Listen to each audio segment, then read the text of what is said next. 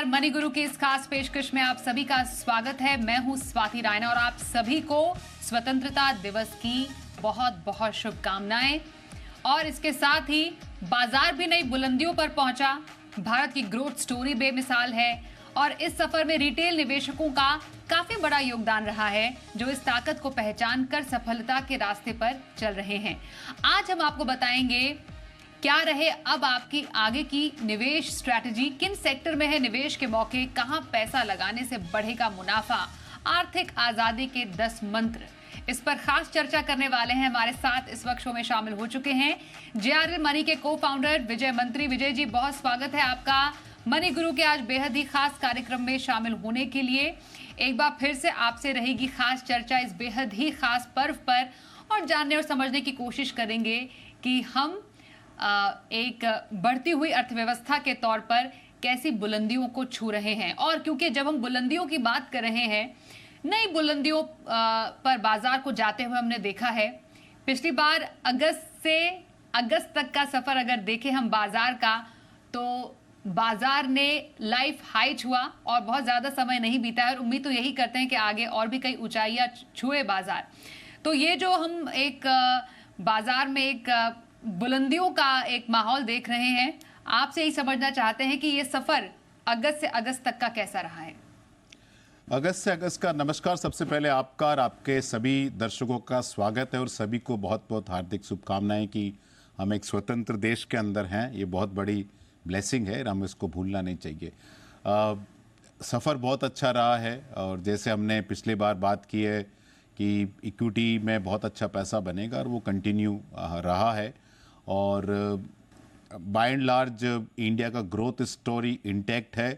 हालांकि रिटर्न थोड़े growth story के पहले इस बार हमको लगता है आ गए हैं, तो आने वाला पीरियड में थोड़ा संभल के रहने की ज़रूरत है शॉर्ट पीरियड में। लेकिन लॉन्ग टर्म स्टोरी तो बहुत ही ज़्यादा मजबूत है और हम इसके अंदर थोड़ा डिटेल में चर्चा करने की कोशिश करेंगे। बिल्कुल। तो यहाँ हम अगर समझें तो एक दौर ऐसा रहा जब हमने सेंसेक्स को 67,000 के पार जाते हुए देखा, निफ्टी को बस 20,000 तक पहुंचने की बस कसर रह गई थी। विजय जी, बस वहां पर अब इंतजार है कि कब वो नया स्तर भी छुएगा। बैंक निफ्टी को हमने 46,000 के पार जाते हुए देखा। और पिछली बार जो सवाल मेरा था आपसे, जब हम आज़ादी का अमृत महोत्सव मना रहे थे और अभी भी वो सफ़र कायम है, यही हर कोई जानना चाहता है, खासतौर पर सेंसेक्स के लिए 1 लाख कब तक? बहुत जल्दी, ज़्यादा समय नहीं लगेगा, लेकिन 1 लाख का आंकड़ा पकड़ के मत रहिए, क्योंकि सेंसेक्स 1 लाख नहीं, 1.5 लाख, 2 लाख, 2.5 लाख, 3 लाख, 4 लाख, 5 लाख अपनी लाइफ टाइम में पहुंचने वाला है। मैंने अपना करियर 1987 में सीए के लिए एनरोल हुआ था मैं, तब बीएसई सेंसेक्स 700 के आसपास था। तो करीब आप देख लीजिए 30-35 सालों में ये करीब करीब 100 गुना के आसपास या उससे ज़्यादा बढ़ा है। तो आप देख लीजिए कि कितना ग्रोथ हुआ है एक लाइफ टाइम में, जो पूरा हुआ नहीं मेरा अभी। तो अगर 700-800 से लेके 65,000 हो गया, तो अभी 1 लाख होने में कितना ग्रोथ चाहिए आपको? तो वो तो अल्टीमेटली आना ही है। वो सवाल नहीं है कि सेंसेक्स कहाँ जाएगा, उसका जर्नी तो ऊपर ही है। सवाल ये उठता है कि रिटेल इन्वेस्टर कहाँ पैसा बनाएंगे। क्या रिटेल इन्वेस्टर वहीं अटके रहेंगे जो ट्रेडिशनल प्रोडक्ट में अटके हैं? हम 60 लाख करोड़ साल की सेविंग्स करते हैं, 50% जाता है रियल एस्टेट में, 15% बैंक एफडी में, 15% गोल्ड में जाता है, इंश्योरेंस में जाता है, इक्विटी में खाली 4.8% ही आता है। और जबकि इक्विटी में पिछले 5, 10, 15, 20, 30, 35 सालों में खासकर म्यूचुअल फंड ने एब्सोल्युटली फैंटास्टिक रिटर्न दिया है। तो सवाल वो नहीं है कि इंडिया कहाँ जाएगा, वो तो तय है। सवाल ये है कि इन्वेस्टर पैसा बनाएगा कि नहीं बनाएगा, बनाएगा तो किस तरह बना सकता है, और नहीं बनाएगा तो क्या करेगा वो। बिल्कुल। तो कहाँ पैसे से बनेगा पैसा, कहां पर निवेश के बन रहे हैं मौके, इस पर अब चर्चा की शुरुआत करते हैं। विजय जी, सबसे पहले गोल्ड की बात करते हैं, क्योंकि भारतीयों का गोल्ड के प्रति प्रेम कभी छिपा नहीं है और सबसे ज्यादा जो खपत है वो भी भारत की तरफ से होती है, चीन की तरफ से होती है। तो गोल्ड में निवेश करने का सही मौका है क्या, ये सबसे बड़ा सवाल अभी निवेशकों की तरफ से। देखिए, गोल्ड ने एक बहुत हिस्टोरिकली अच्छा रिटर्न दे दिया। अगर आप करीब करीब पिछले 95-100 ईयर्स के डेटा देखें तो गोल्ड ने 8 से 9% कंपाउंडिंग रिटर्न दिया है इंडियन रुपी के अंदर। वो मेरे हिसाब से बहुत अच्छा रिटर्न है।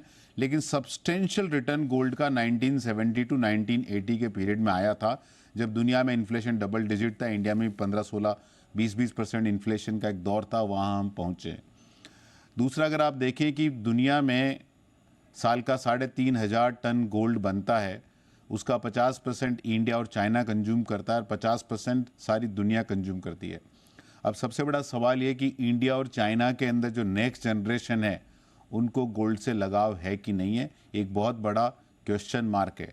और कितना गोल्ड भारतीयों के पास है, जितना आज तक धरती से सोना निकला है ना, उसका 11% भारतीय महिलाओं के पास है। जो टॉप कंट्रीज है, G8 कंट्रीज है, उनके सेंट्रल बैंक के पास जितना सोना है उससे ज़्यादा सोना भारतीय महिलाओं के पास है। नेक्स्ट जनरेशन को गोल्ड पसंद नहीं है, लेकिन गोल्ड खरीदने का डिसीजन पेरेंट्स के हाथ में है, जो हिस्टोरिकल रीजन से कंडीशन हुए हैं कि गोल्ड का दाम तो आसमानी छूता रहेगा। लेकिन मैंने अभी एक छोटा सा आंकड़ा निकाला है कि 1980 से 2023 के पीरियड में BSE सेंसेक्स 100 से 65,000 हो गया, तो करीब 16.2% रिटर्न छूटा BSE सेंसेक्स का। अगर 1947 में सेंसेक्स होता, सपोज करो कोई इंडेक्स होता और उसका 3% रिटर्न आता या 5% आता या 10% रिटर्न आता, तो ₹1 का वैल्यू अगर 1947 से 1980 के बीच में इंडियन सेंसेक्स कोई होता और खाली 10% ही रिटर्न आता, और 1980 से सेंसेक्स का एक्चुअल ट्रैक रिकॉर्ड है, तो ₹1 का वैल्यू आज 15,000 के आसपास होता। अब आप इसको कंपेयर करिए कोई भी एसेट कैटेगरी से। इक्विटी का होल्डिंग पीरियड बहुत छोटा होता है, गोल्ड का होल्डिंग पीरियड फॉरएवर होता है। अगर आप इतना होल्डिंग पीरियड पेशेंस इक्विटी के प्रति दिखाएंगे तो उसके आसपास कोई आ नहीं सकता। तो मेरा पहला सवाल, मेरा आंसर है कि मेगा ट्रेंड, चाहे कोई कुछ भी बोले, मेरी ओपिनियन है कि मेगा ट्रेंड गोल्ड के फेवर में नहीं है, बिकॉज दो बड़े कंज्यूमर है इंडिया और चाइना, वहां नेक्स्ट जनरेशन को गोल्ड से इतना लगाव नहीं है। जितना भी गोल्ड में कोई निवेश करना चाहे, एक छोटा 1% ही पोर्टफोलियो का अगर, तो उसमें कौन सा तरीका आपको आजकल के माहौल के हिसाब से सबसे सही लगता है Vijay ji? Sovereign gold bond खरीदें, क्योंकि वहाँ एक तो 2.5% आपको इंटरेस्ट मिलता है, वो टैक्स फ्री भी है। तो सॉवरेन गोल्ड बॉन्ड मेरे हिसाब से सबसे अच्छा तरीका अगर आपको एक साथ पैसा डालना है। दूसरा तरीका है गोल्ड ETF खरीदें, वहाँ एवरेज कॉस्ट आपके फेवर में आता है, रुपी कॉस्ट एवरेजिंग होता है। लेकिन गोल्ड ETF में चैलेंज ये है कि उसका टैक्सेशन खराब हो गया है, तो उसकी वजह से अगर आप गोल्ड लेना है तो सॉवरेन गोल्ड बॉन्ड लें, या अगर आपको लेना है तो बुलियन और ज्वेलरी ले, क्योंकि वहाँ लॉन्ग टर्म कैपिटल गेन अभी भी है विद इंडेक्सेशन बेनिफिट, तो वहाँ आप पैसा डाल सकते हैं मेरे हिसाब से। लेकिन एक आम हिंदुस्तानी फैमिली के अंदर गोल्ड ऑलरेडी इतना ज़्यादा है। बिल्कुल, वाकई। आइए अब गोल्ड के बाद हम रियल एस्टेट पर आते हैं। तो विजय सर, अब ये बताइए आप कि रियल एस्टेट पर जब हम चर्चा कर रहे थे साल की शुरुआत में, आपने कहा था 2023 में रियल एस्टेट में तेजी का दौर बरकरार रहेगा, और कुछ यही ट्रेंड हम देख रहे हैं। अभी जब हम बात कर रहे हैं इंडिया की ग्रोथ स्टोरी की, तो उसमें रियल एस्टेट कितना बड़ा योगदान दे सकता है? मैंने 2022 में अपना जब 1 जनवरी या फर्स्ट वीक ऑफ जनवरी में हमने शो किया था 2022 में, तब भी मैंने यही बात की कि 2022 is a year for real estate. 2021 में भी यही बात की और 2023 के अंदर भी यही बात है। तो रियल एस्टेट मेरे हिसाब से इंडिया की GDP का 7 से 11% के आसपास है, लेकिन निफ्टी के अंदर उसका रिप्रेजेंटेशन 0 है। निफ्टी 100 में उसका रिप्रेजेंटेशन 0.3% है और निफ्टी 500 में उसका रिप्रेजेंटेशन 0.8% है। तो इंडिया में हाउसिंग का डिमांड रहेगा, रियल एस्टेट का डिमांड रहेगा, लेकिन जो पुराना ट्रेंड है कि एक्चुअल में जाके रियल एस्टेट खरीदना, प्रॉपर्टी खरीदना, वो आप अपना खुद का ट्रैक रिकॉर्ड देख लें पिछले 15, 20, 25, 30 साल का। एक प्रॉपर्टी में पैसा बनाया, दूसरी प्रॉपर्टी में पैसा खोया है। तो इलिक्विडिटी का रिस्क है, delays, fraud, all kind of challenges real estate में पॉसिबल है। और सबसे चैलेंजिंग प्रॉब्लम रियल एस्टेट का है कि जितना लंबा आपका होल्डिंग पीरियड है उतना पैसा बनता है, लेकिन जितना लंबा होल्डिंग पीरियड है उतना उसके अंदर रिस्क बढ़ती रहती है, फ्रॉड की, डिस्प्यूट्स की, ऑल काइंड ऑफ थिंग। तो अगर रियल एस्टेट में मेरे हिसाब से तेजी है, उसको खेलने का तरीका डायरेक्ट प्रॉपर्टी ओनरशिप नहीं होना चाहिए। आप उसको पार्टिसिपेट कर सकते हो हाउसिंग फाइनेंस कंपनीज के थ्रू, बिल्डिंग मटेरियल कंपनी जैसे प्लाईवुड कंपनी है, वायर वाली कंपनी है, स्विचेस वाली कंपनी है, इलेक्ट्रिक अप्लायंसेस वाली कंपनी है, स्टील है, सेरामिक टाइल्स है, इन सारी कंपनियों के थ्रू आप ये प्ले कर सकते हो और ये आपको काफ़ी फंड के अंदर अच्छा एक्सपोजर आपको मिल जाएगा। तो रियल एस्टेट खेलना है, रियल एस्टेट को पार्टिसिपेट करना है, ये ज़्यादा अच्छा तरीका है। क्योंकि अगर आप देखो, बहुत इंटरेस्टिंग चीज़ है, लोग गोल्ड की बात करते हैं कि गोल्ड में पैसा बना, लेकिन गोल्ड में एक बहुत बढ़िया कंपनी है टाइटन, जो गोल्ड ज्वेलरी बनाती है, उसका परफॉर्मेंस देख लो और गोल्ड का परफॉर्मेंस देख लो, आपको दूध का दूध पानी का पानी हो जाएगा। आर्थिक आजादी के 10 मंत्र मनी गुरु स्वतंत्रता दिवस स्पेशल एपिसोड आप देख रहे हैं। हमारे साथ है जेआरएल मनी के को फाउंडर विजय मंत्री। विजय सर, अब जानना जरूरी है डेट फंड्स के बारे में, क्योंकि हमने जो इस साल एक बड़ा बदलाव देखा वो डेट फंड में टैक्सेशन से जुड़ा हुआ बदलाव देखा, इसलिए इस पर चर्चा करना बेहद जरूरी है। तो अब जानना आपसे हम चाहेंगे कि डेट में, स्पेशली डेट फंड हो गया या फिर फिक्स्ड इनकम है, अगर वहां पर निवेश के मौके आपको अब आगे आने वाले समय में कहां नजर आ रहे हैं? डेट बहुत अच्छी सिचुएशन के अंदर है और आपको ध्यान होगा साल के बिगनिंग में हमने कहा था कि डेट में अच्छा पैसा बनेगा, लेकिन उस टाइम हिस्टोरिकल रिटर्न 1 साल 2 साल के रिटर्न अच्छे नहीं दिख रहे थे। लेकिन अगर आज देखें तो रिटर्न बहुत अच्छे दिख रहे हैं। आज भी 10 ईयर कॉर्पोरेट बॉन्ड 798% के आसपास है और डबल ए और सिंगल ए में तो और भी ज़्यादा गेन की पॉसिबिलिटी है। तो डेट म्यूचुअल फंड बहुत अच्छा प्रोडक्ट है। आज की तारीख में इन्वेस्टर को टैक्सेशन जाने के बाद भी उसको अडॉप्ट करना चाहिए, क्योंकि डेट म्यूचुअल फंड की खासियत है कि जब तक आप रिडीम नहीं करो आपको टैक्स नहीं लगता है। एफडी में आपको टैक्स हर साल देना पड़ता है, या जब आप रिडीम करोगे तभी टैक्स देना, तो हर साल आपका टैक्स देना नहीं है, तो कंपाउंडिंग ज़्यादा इफेक्टिव होती है। दूसरा, होल्डिंग पीरियड बहुत ज़्यादा बेहतरीन रहता है। आप 1 साल की एफडी करते हो, उसके बाद क्या करते हो? यहाँ एफडी में आपने 50 लाख रुपए डाल दिया, 1 साल बाद आपको 5 लाख रुपए चाहिए तो आपको 5 लाख रुपए निकालना पड़ता है, 45 लाख का। फिर सोचते हो क्या करते हो? डेट म्यूचुअल फंड के अंदर पैसा कंटिन्यूस बेसिस पे स्टे इन्वेस्टेड रहता है। तो मेरे हिसाब से डेट म्यूचुअल फंड बहुत अच्छा है। और अगर आपको टैक्सेशन का कुछ झमेला है तो म्यूचुअल फंड में इक्विटी आर्बिट्राज फंड अवेलेबल है, जो कि मेरे हिसाब से बहुत अच्छा प्रोडक्ट है। करीब करीब आज 6% नेट 1 साल के ऊपर आपको हाथ में टैक्स फ्री रिटर्न बनता है, उसको एग्जामिन कर सकते हैं। Interesting equity savings fund mutual fund के हैं, जहां आपको 6-7% के आसपास tax free post tax return मिल सकता है अगर आप टैक्सेबल एंटिटी हैं। अगर आप टैक्सेबल एंटिटी नहीं है तो डेट म्यूचुअल फंड, खासकर corporate debt mutual fund, credit debt mutual fund, बहुत अच्छी अपॉर्चुनिटी इन्वेस्टर के लिए आज की तारीख में हो सकती है। तो डेट में जरूर आप थोड़ा इन्वेस्टर दिमाग लगाना चाहिए और ये कंटिन्यूस ट्रेंड रहेगा अगले 3 से 6 महीने में। हमने 2023 में बोला बिगनिंग में कि डेट अच्छा रहेगा और वो कंटिन्यूस बेसिस पे अच्छा है, और अभी आपको 3-6 महीने और मिलता रहेगा मौका। तो अगर आपका डेट का एलोकेशन है तो बाकी जगह के मुकाबले debt mutual fund, equity arbitrage fund, equity saving fund के तरफ आप जरूर ध्यान दीजिए मेरे हिसाब से। ये भी कहा था डेट में कि लंबी अवधि का पैसा डेट में ना डाले, छोटी अवधि का पैसा डेट में डालना अभी फायदेमंद है। वही सही स्ट्रैटेजी वो डेट के उस लिए? टाइम बोला था, लेकिन उसके बाद हमने चेंज किया था, क्योंकि डेट का यील्ड बहुत अच्छा इंप्रूव हो गया था। हमने कॉल लिया था कि अभी आपको लॉन्ग टर्म डेट का पैसा डाल देना चाहिए। तो वो हमने जैसे Feb-March में डेट यील्ड बहुत इंप्रूव हो गए, तो हमने बोला था उस टाइम की 10 ईयर जी-सेक बहुत ऊपर चले गए, कॉर्पोरेट बॉन्ड का यील्ड बहुत अच्छा हो गया।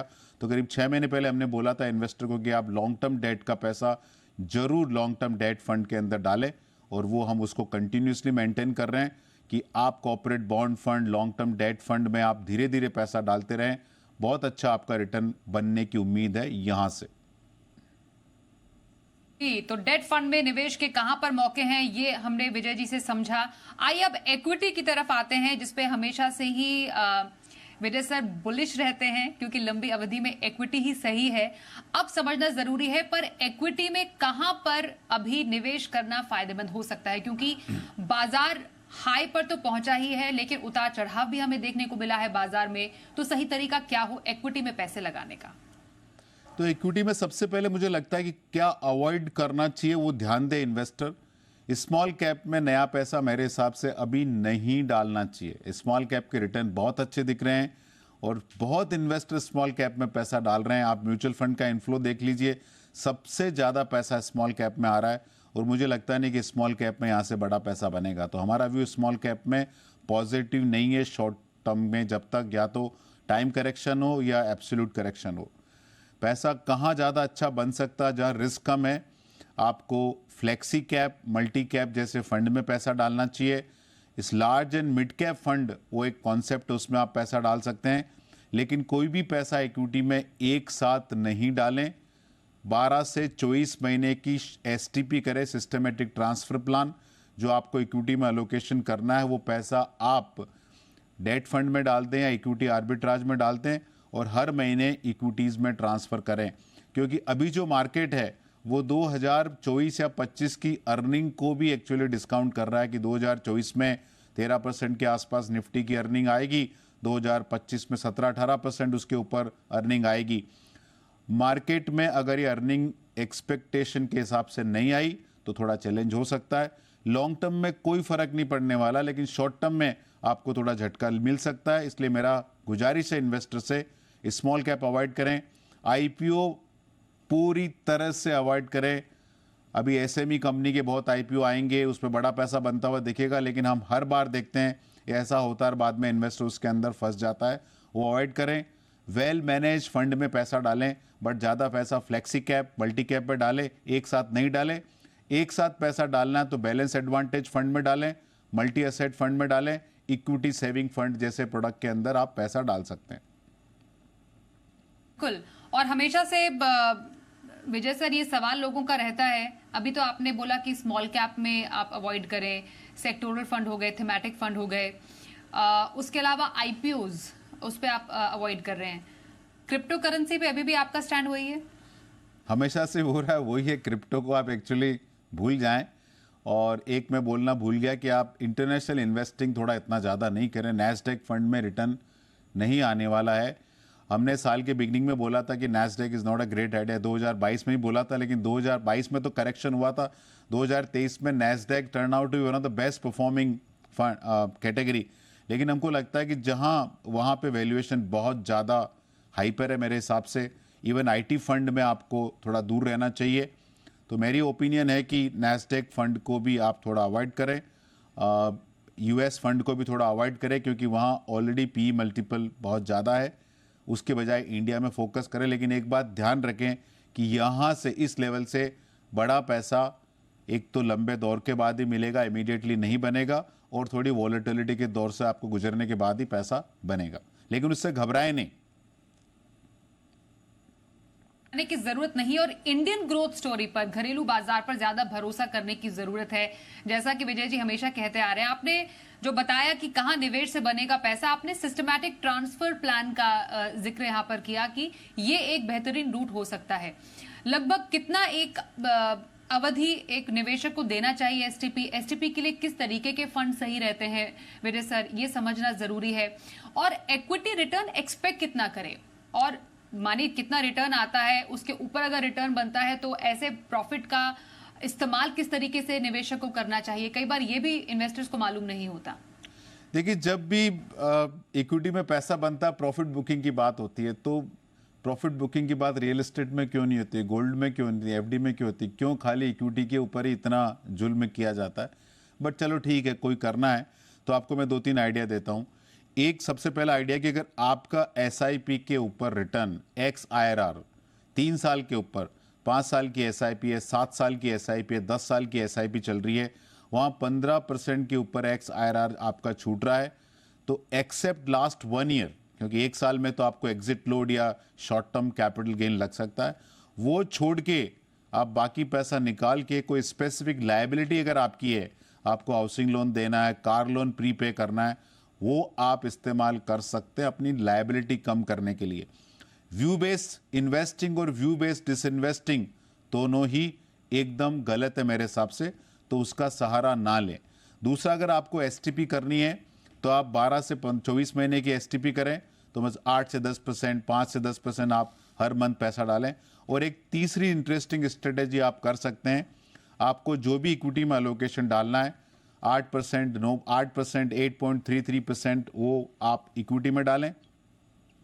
उसके बाद देखें हर महीने कि आपने 1 लाख रुपया डाला, उसका वैल्यू क्या रहा। अगर उसका वैल्यू 1 लाख का 95,000 हो गया तो 5,000 रुपया और डाल दें। तो जो भी आपका कॉस्ट ऑफ इन्वेस्टमेंट है उसके नीचे अगर आपका वैल्यू आ रहा है तो वो पैसा आप रेगुलरली डालते रहें। ऐसा करने से आपकी एवरेज कॉस्ट कम आएगी और आपका ज़्यादा अच्छा पैसा बनने की पॉसिबिलिटी है। तो ये आप स्ट्रेटेजी अडॉप्ट कर सकते हैं। तो ये कुछ स्ट्रैटेजी है, ये कुछ तरीके हैं, ये कुछ मंत्र है आर्थिक आजादी पाने के लिए। इस बार भी हमने विजय मंत्री जी से समझा कि आप कैसे कमा सकते हैं मुनाफा और कैसे स्मार्ट तरीके से आप बाजार में वेल्थ क्रिएट कर सकते हैं। और हमारे साथ इस चर्चा में शामिल होने के लिए विजय मंत्री जी एक बार फिर से आपका बहुत धन्यवाद हम करेंगे। मनी गुरु में आज के इस कार्यक्रम में बस इतना ही। दीजिए इजाजत, नमस्कार।